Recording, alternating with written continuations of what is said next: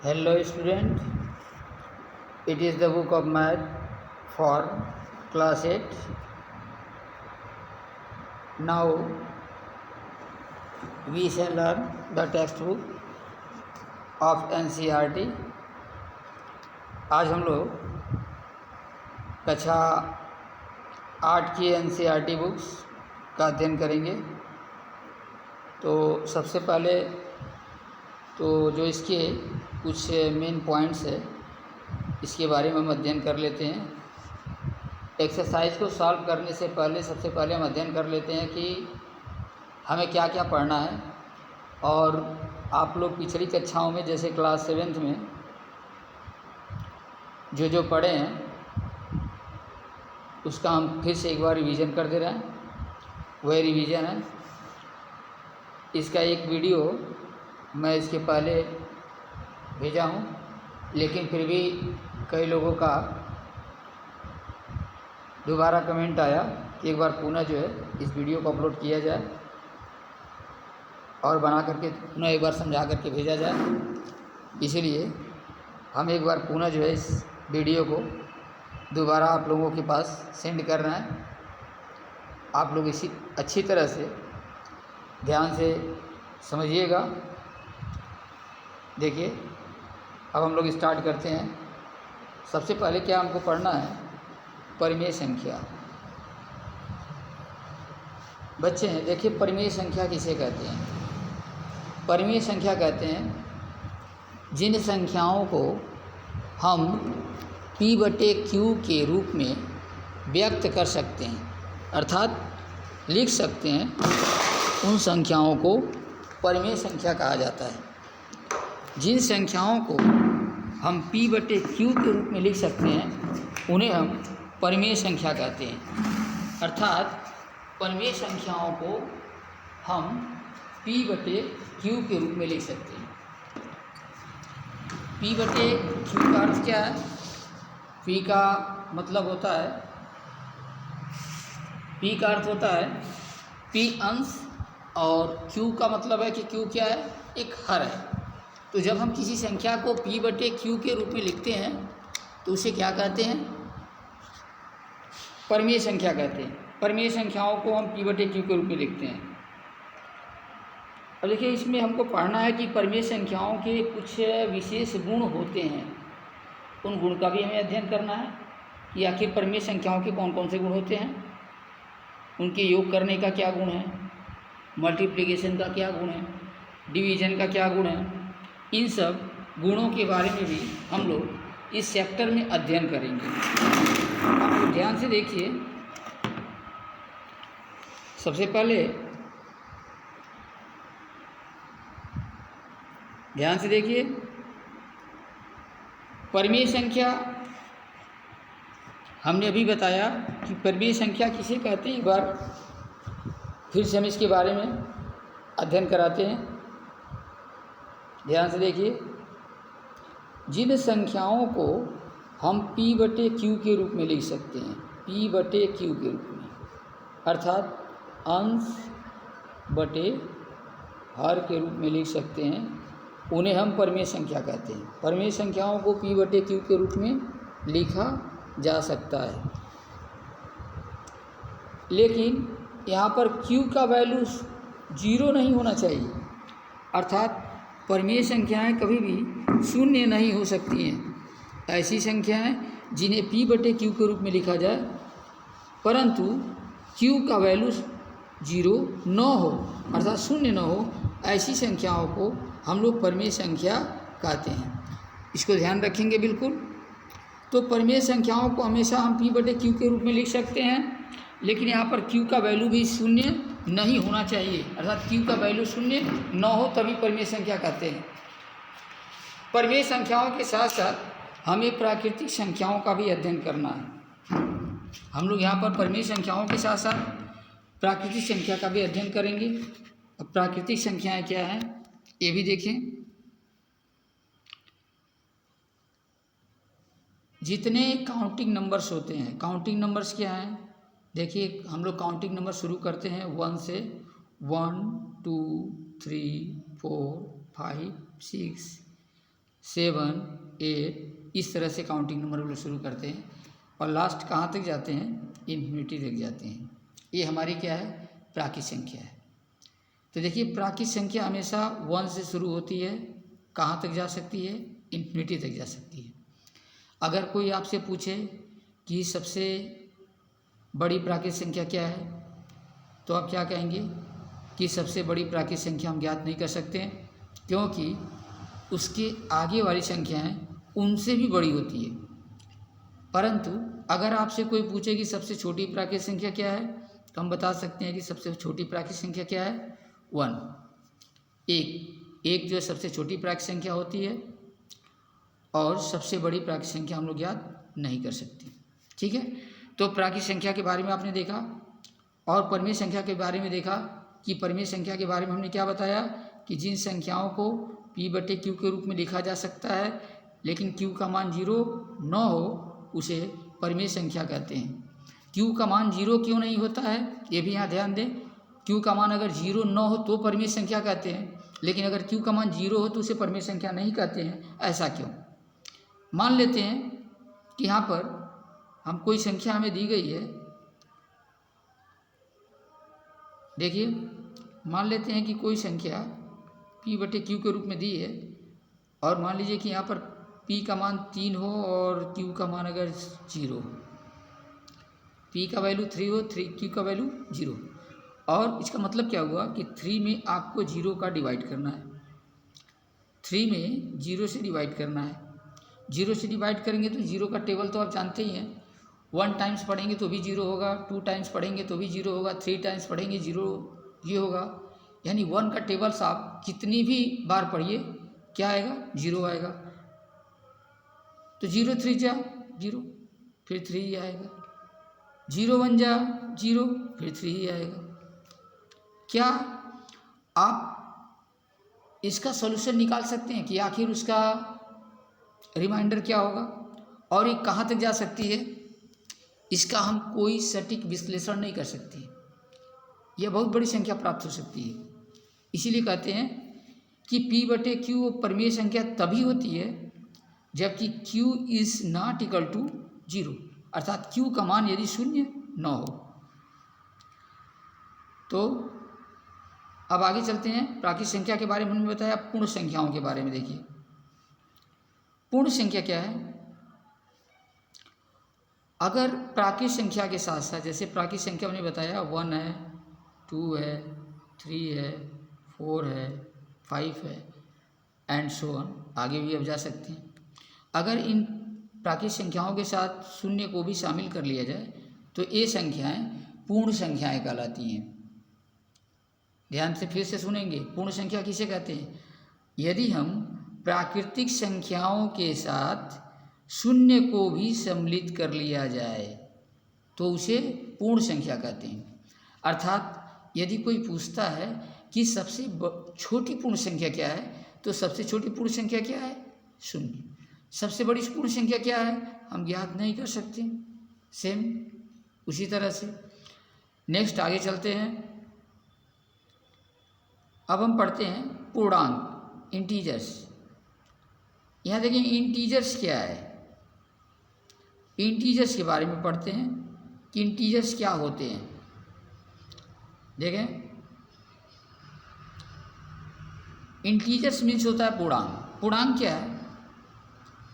अभी तो हमने बताया कि प्राकृत संख्या 1 से शुरू होती है अनंत तक, लेकिन वही पूर्ण संख्या 1 के साथ 0 को भी सम्मिलित कर लिया जाता है, अर्थात 0 से शुरू होती है। तो 0, 1, 2, 3 इस तरह से आगे भी जा सकते हैं। ये क्या है? पूर्ण संख्या है। अब 0 के पीछे अगर आते हैं, या -1, -2, -3 और इसी तरह से और भी हम लोग पीछे जा सकते हैं। तो यहाँ देखिए ये सभी पूर्णांक हैं, अर्थात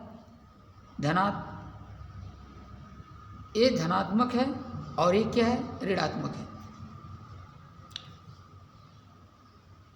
अब इसमें देखिए 0 जो है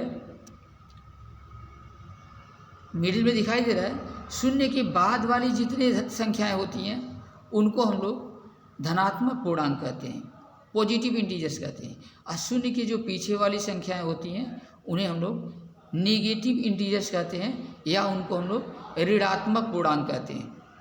ठीक है। और जीरो जो बीच में होता है, शून्य जो बीच में होता है, इसको हम धनात्मक भी नहीं मानते हैं और ऋणात्मक भी नहीं मानते हैं। अर्थात अगर क्या कहा जाएगा कि शून्य न तो धनात्मक पूर्णांक है और न ही ऋणात्मक पूर्णांक है। तो पूर्णांक के बारे में बच्चों आप लोगों ने अध्ययन किया कि 0 से 1 2 3 4 5 6 ऐसे पॉजिटिव, और 0 के पीछे -1 -2 -3 -4, इस तरह से ये भी पीछे जहाँ तक चाहे वहाँ तक जा सकते हैं, ये नेगेटिव हैं। इन सबको मिला करके क्या कहते हैं? पूर्णांक कहते हैं। अब इसमें एक चीज़ और आपको ध्यान देना है। देखिए बड़ी छोटी, जैसा आपने देखा कि यहाँ पर क्या है, 1 से बड़ा 2, 2 से बड़ा 3, 3 से बड़ा 4, एक क्रमागत संख्या है। पीछे उसी तरह से आएंगे तो 1 से छोटा 4 से छोटा 3, 3 से छोटा 2, 2 से छोटा 1, 1 से छोटा 0, 0 से छोटा -1, -1 से छोटा -2, -2 से छोटा -3। ऐसे क्या होगा, जितना हम पीछे खिसकते जाएंगे वो संख्याएं छोटी होती जाएंगी। और जैसे जैसे हम अपने दाईं ओर जाते हैं वैसे वैसे संख्याएं बड़ी होती हैं। अर्थात अगर किसी पूर्णांक संख्याओं का क्रम दिया हो तो जैसे जैसे हम दाईं ओर जाते हैं वैसे वैसे संख्याएं बड़ी होती हैं, और जैसे जैसे हम बाईं ओर आते हैं वैसे वैसे संख्याओं का मान घटता जाता है। तो ये पूर्णांकों के बारे में हमने पढ़ा। अब हम लोग परिमेय संख्याओं के गुण धर्म का अध्ययन करेंगे। यहाँ देखिए परिमेय संख्याओं के गुण धर्म, प्रॉपर्टीज ऑफ रेशनल नंबर्स, परिमेय संख्याओं के गुणधर्म। सबसे पहला गुण है समृद्ध। यहाँ ये देखते हैं, यहाँ ध्यान से देखिए, दिख रहा होगा। सबसे पहला,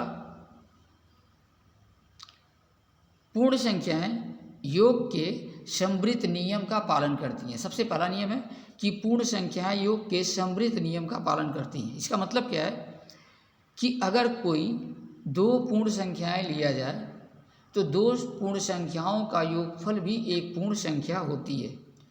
2 पूर्ण संख्या लिया जाए, जैसे देखिए यहाँ एग्जाम्पल में दिया है 0 + 5 इक्वल क्या होगा 5। यहाँ क्या है, 0 भी एक पूर्ण संख्या है, 5 भी एक पूर्ण संख्या है, आज जो इसका एडिशन हुआ है, जो इसका योगफल प्राप्त हुआ है वो भी क्या है, पूर्ण संख्या है।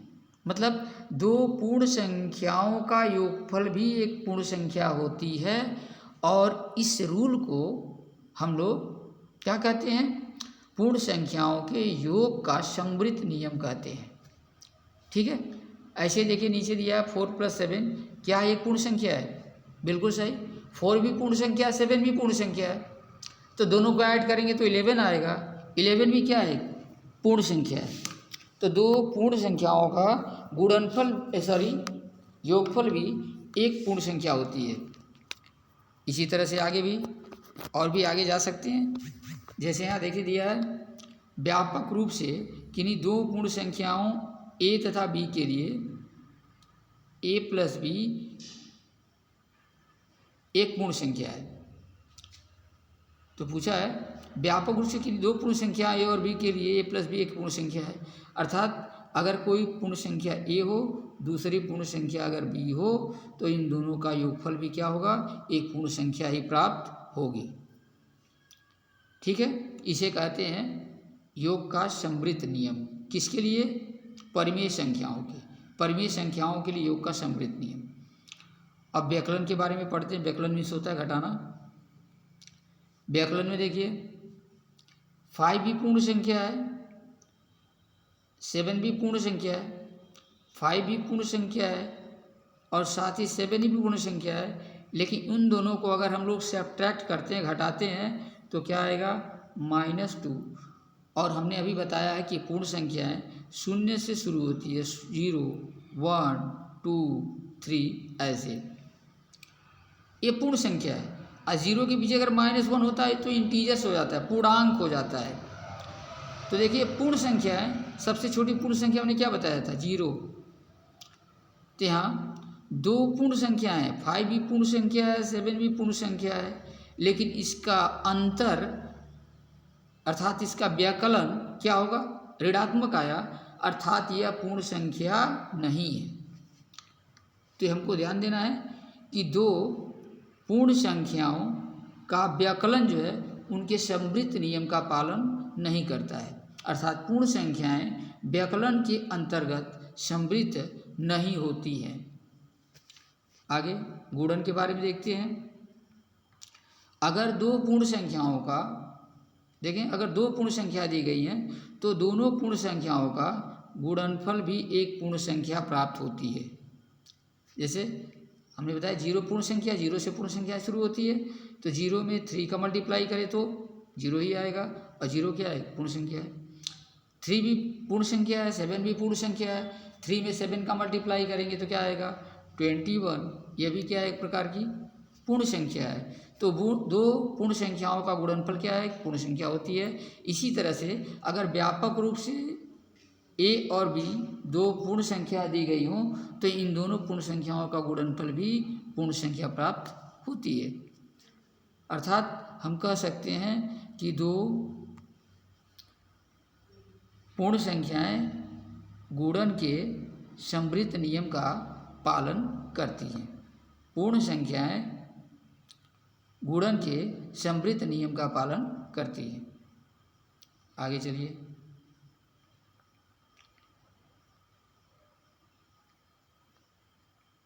गुणन के बाद भाग के लिए चलते हैं। यहाँ देखें 5 भी एक पूर्ण संख्या है, 8 भी एक पूर्ण संख्या है। इनको अगर हम लोग डिवाइड करेंगे तो 5/8 होगा, और 5/8 से अगर हम लोग मल्टीप्लाई करेंगे तो ये पूर्ण से भी भाजित नहीं होगा, अर्थात पूर्ण संख्या नहीं प्राप्त होगी।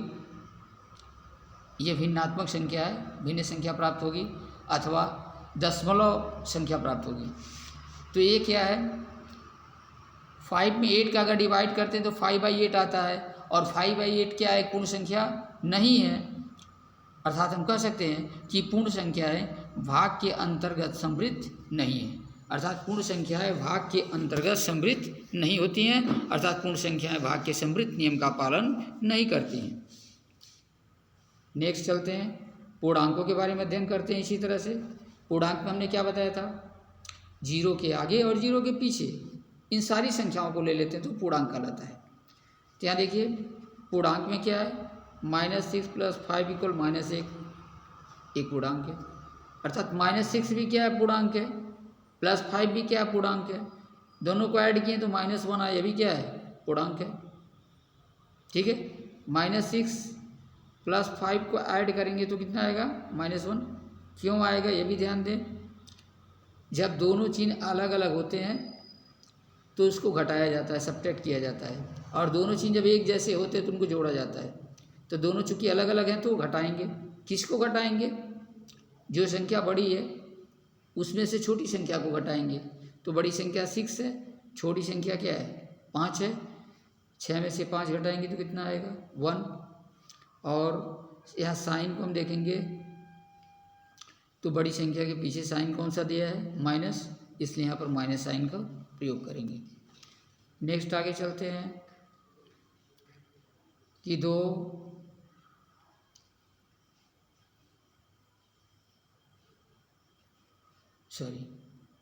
योग के लिए हमने क्या पढ़ा कि पूर्णांक संख्याएं यानी पूर्णांक जो है योग के अंतर्गत समवृत्त होता है, अर्थात पूर्णांक संख्याएं योग के समवृत्त नियम का पालन करती है। दो पूर्णांक संख्याओं को जोड़ा जाएगा तो किसी भी कीमत पर क्या आएगा, पूर्णांक ही आएगा। इसलिए व्यापक रूप से किन्हीं दो पूर्णांकों और बी के लिए a + b एक पूर्णांक संख्या प्राप्त होती है। नेक्स्ट आगे चलते हैं, व्यकलन के नियम के बारे में देखते हैं। व्यकलन में देखिए क्या है, यहाँ पर व्यकलन के बारे में दिया है 7 में -5 यानी घटाना है। 7 में -5 करेंगे तो क्या होगा, 2, एक पूर्णांक है। अब यहाँ देखिए 7 में -2 अगर करेंगे, -5 अगर सब्ट्रैक्ट करेंगे 7 भी एक पूर्णांक है। पूर्णांक के बारे में ही हम लोग अध्ययन कर रहे हैं। तो पूर्णांक के बारे में देखिए व्याकलन में क्या हुआ, 7 भी एक पूर्णांक है, 5 भी एक क्या है, पूर्णांक है। लेकिन 7 यहाँ बड़ा है, 5 यहाँ लेस है। 7 में 5 को सब्ट्रैक्ट करेंगे तो क्या आएगा, 2 आएगा। 2 भी क्या एक पूर्णांक है। अब यहाँ देखिए 5 को अगर पहले ले लें, 7 को बाद में ले लें तो क्या होगा, अब 7 बड़ा हो गया। यहाँ पर देखिए धनात्मक बड़ा था तो +7 में -5 गया तो +2 आया। अब 5 में से 7 को सब्ट्रैक्ट करेंगे तो क्या होगा, 7 में से ही 5 को घटाएंगे तो 2 आएगा। लेकिन साइन माइनस वाला बड़ा है तो माइनस लगा देंगे तो क्या आएगा, -2। और -2 भी क्या है, एक पूर्णांक है। ठीक है, तो हम क्या कह सकते हैं कि दो पूर्णांक संख्याओं का अंतर, दो पूर्णांक संख्याओं का अंतर अर्थात व्यकलन समृद्ध नियम का पालन करता है। अगर दो पूर्ण संख्याएं दी गई हों तो दोनों पूर्ण संख्याओं का अंतर भी क्या होगा, पूर्णांक ही प्राप्त होगा। दो पूर्णांक संख्याओं का अंतर भी पूर्णांक ही प्राप्त होगा। इसलिए यह देखिए दिया है व्यापक रूप से कि दो पूर्णांकों ए और बी के लिए a - b भी एक पूर्णांक है, और अगर b में से a को घटाते हैं तो भी क्या होगा, एक पूर्णांक ही होगा। अर्थात किन्हीं दो पूर्णांकों के लिए व्यकलन नियम क्या होता है, समृद्ध होता है। गुणन के बारे में देखते हैं, पूर्णांकों के गुणन के बारे में। दो पूर्णांकों का गुणनफल भी क्या होता है, पूर्णांक ही होता है। दो पूर्णांकों का गुणनफल भी पूर्णांक होता है। कोई भी आप दो पूर्णांक लीजिएगा, चाहे पॉजिटिव हो चाहे नेगेटिव हो, चाहे धनात्मक हो चाहे ऋणात्मक हो, लेकिन उनका गुणनफल क्या आएगा, वह भी पूर्णांक ही होगा। ये भी ध्यान देना है। चाहे देखिए -5 यहाँ पर दिया है, -5 और +8 हो, इंटू 8 हो तो क्या होगा, 8 5 जा 40 कैरी सॉरी इसके पीछे साइन जो क्या होगा, माइनस होगा, -40 हो गया। -40 क्या है, पूर्णांक है, इंटीजर से। पूर्णांक धनात्मक भी होता है ऋणात्मक भी होता है, तो चाहे धन आए चाहे ऋण आए, लेकिन वो क्या होगा, पूर्णांक होगा। तो दो पूर्ण संख्याओं का गुणन भी क्या होता है, समृद्ध होता है। तो पूर्णांक संख्याएं गुणन के समृद्ध नियम का पालन करती हैं। भाग के लिए बारे में देखते हैं, वही भाग के बारे में है। भाग में क्या होगा, 5 में 8 का डिवाइड करेंगे तो 5/8 होगा।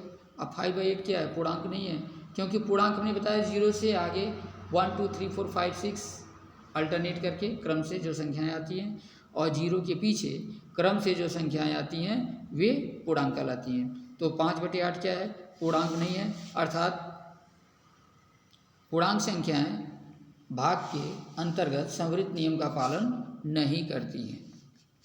ठीक है, तो यहाँ हम लोगों ने क्या देखा कि पूर्णांकों के बारे में देखिए, परिमेय संख्याओं के बारे में कुछ रूल्स अलग थे, पूर्ण संख्याओं के बारे में कुछ रूल्स अलग थे, और पूर्णांकों के बारे में कुछ रूल्स अलग हैं। जैसे यहाँ पर हमने क्या देखा कि पूर्णांक संख्याएं योग में भी और व्यकलन में भी, योग में भी, व्यकलन में भी और मल्टीप्लिकेशन में भी, योग व्यकलन और मल्टीप्लिकेशन अर्थात गुणन, तीनों नियमों में समृद्ध नियम का पालन करती हैं। केवल किस में नहीं करती हैं, भाग में नहीं करती हैं। ठीक है, अब परिमेय संख्याओं के बारे में कुछ और अध्ययन करते हैं। देखिए यहाँ परिमेय संख्या दिया है, यहाँ हमने परिभाषा तो परिमेय संख्याओं के बारे में पहले दे दिया है, बता दिया है कि ऐसी संख्याएं परिमेय संख्याएं कहलाती हैं जिन्हें P/Q के रूप में लिखा जा सकता है, और PQ पूर्णांक है लेकिन Q का वैल्यू 0 न हो। ये तो हमने परिभाषा आप लोगों को पहले बता दिया है। क्यों 0 नहीं होगा ये भी हमने बता दिया है। अब आगे चलते हैं। परिमेय संख्याओं को जोड़ने और घटाने की विधि आपको क्लास 7 में बताया जा चुका है कि दो पूर्ण संख्याओं को कैसे योगफल निकालते हैं, कैसे अंतर निकालते हैं, कैसे उनका गुणन करते हैं और किस तरह से उनको भाग देते हैं। इस प्रक्रिया को आप लोग देखिएगा, और जिन्हें भी अगर नहीं समझ में आता है वो दोबारा कमेंट करके पूछ लेंगे, इसके बारे में अवश्य बताया जाएगा। और कुछ यहाँ पर एग्जाम्पल्स वगैरह दिए गए हैं, इसकी सहायता से भी आप लोग पढ़ सकते हैं, इसके बारे में समझ सकते हैं। कि अगर कोई परिमेय संख्या है तो उनका अंतर क्या होगा, परिमेय संख्याओं का गुणन क्या होगा, परिमेय संख्याओं का जो है घटाना क्या होगा, योगफल क्या होगा, इनके बारे में हम लोग जो है सॉल्यूशन निकाल करके उनकी अवधारणा का पता लगा सकते हैं। ठीक है, तो ये परिमेय संख्याओं के बारे में दिया है।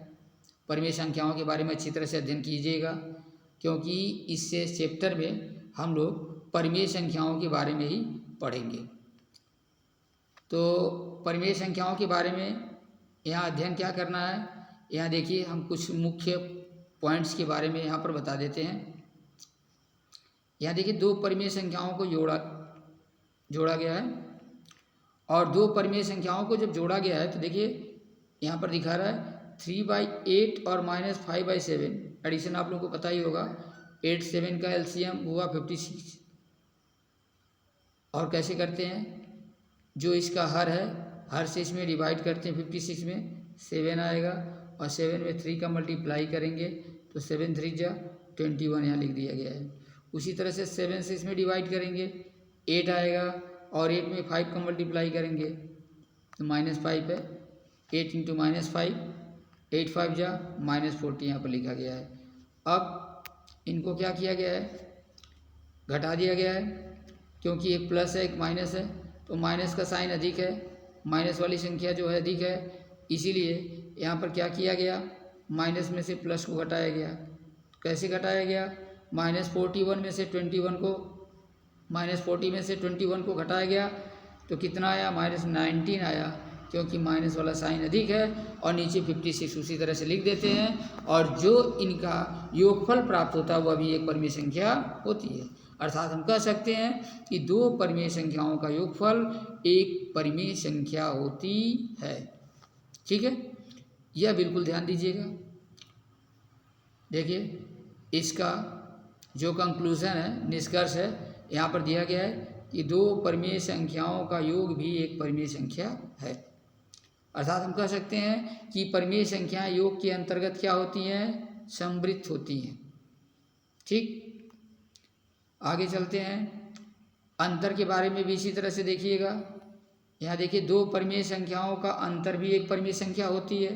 दो परिमेय संख्याओं को घटाया गया है और जो संख्या प्राप्त हुई है वह भी क्या है, परिमेय संख्या है। तो दो परिमेय संख्याओं का अंतर भी एक परिमेय संख्या होती है। इसको अच्छी तरह से अध्ययन कीजिएगा, और जो भी चीज़ें हम बता रहे हैं उन सभी परिभाषाओं को आप याद कीजिए, समझिए।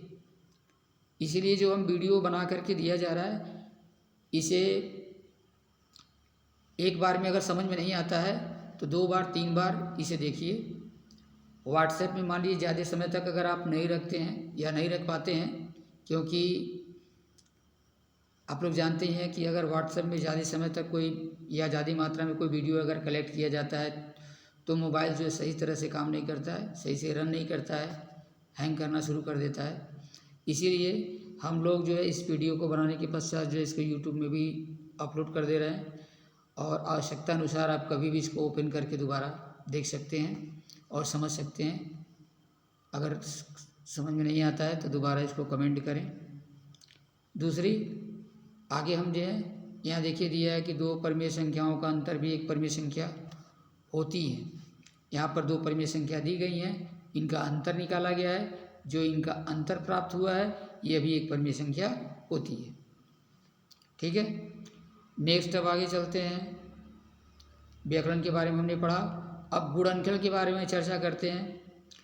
दो परिमेय संख्याओं का गुणनफल, दो परिमेय संख्याओं का गुणनफल। यहाँ देखिए दो परिमेय संख्या दी गई है, -2/3 × 4/5, और दोनों परिमेय संख्याओं का गुणनफल भी एक परिमेय संख्या प्राप्त होती है। तो क्या निष्कर्ष निकलता है कि दो परिमेय संख्याओं का गुणनफल भी समृद्ध नियम का पालन करता है। दो परिमेय संख्याओं का गुणनफल भी परिमेय संख्या ही प्राप्त होती है। आगे इन सब सारे पॉइंट्स जो भी हम बता रहे हैं उसको आप लोग अपनी कॉपी पर नोट कर लीजिएगा और उसको लर्न कीजिएगा, क्योंकि नेक्स्ट चैप्टर में इसकी आवश्यकता पड़ेगी, बिना इसके समझ में नहीं आएगा। अब यहाँ पर कुछ वर्ड्स आप लोगों के लिए दिए गए हैं, इसको अच्छी तरह से कीजिएगा। देखिए क्या दिया है, इसमें दिया है रिक्त स्थानों की पूर्ति कीजिए। कुछ परिमेय संख्याएं दी गई हैं और यह संख्याएं हैं। कौन सी संख्या है? परिमेय संख्या, पूर्णांक संख्या, पूर्ण संख्या, प्राकृत संख्या। और किन नियमों के अंतर्गत समृद्ध है, किसके अंतर्गत समृद्ध नहीं है, वही बताना है। जैसे परिमेय संख्याएं योग के नियम के अंतर्गत समृद्ध होती हैं, अभी हमने बताया। व्याकलन के अंतर्गत समृद्ध होती हैं, भाग के अंतर्गत समृद्ध नहीं होती हैं। देखिए यहाँ दिया है। गुणन के अंतर्गत क्या होता है? अगर समृद्ध होती हैं तो हाँ, जैसे परिमेय संख्या गुणन के समृद्ध नियम का पालन करती हैं, तो यहाँ पर क्या लिखेंगे? हाँ। तो यहाँ पर आप लोग भर दीजिएगा इसमें हाँ। जी अगर नहीं होगा तो क्या लिखिएगा? नहीं भरिएगा, यह ध्यान देना है। यह हमने बताया कि परिमेय संख्याएं जो है समृद्ध नियम का, भाग के अंतर्गत जो समृद्ध नियम का पालन नहीं करती हैं, ये भी अपना जो है ध्यान दीजिएगा। ये तो मल्टीप्लिकेशन का डिवीजन के बारे में दिया है। नेक्स्ट, इसको आप लोग अपने पूरा करेंगे कि परिमेय संख्याएं, पूर्णांक संख्याएं, पूर्ण संख्याएं और प्राकृतिक संख्याएं योग, व्याकलन, गुणन और भाग के नियमों के लिए कब कब समृद्ध होती हैं और कब कब नहीं होती हैं, ये आप लोग अपने निकालने का प्रयास कीजिएगा।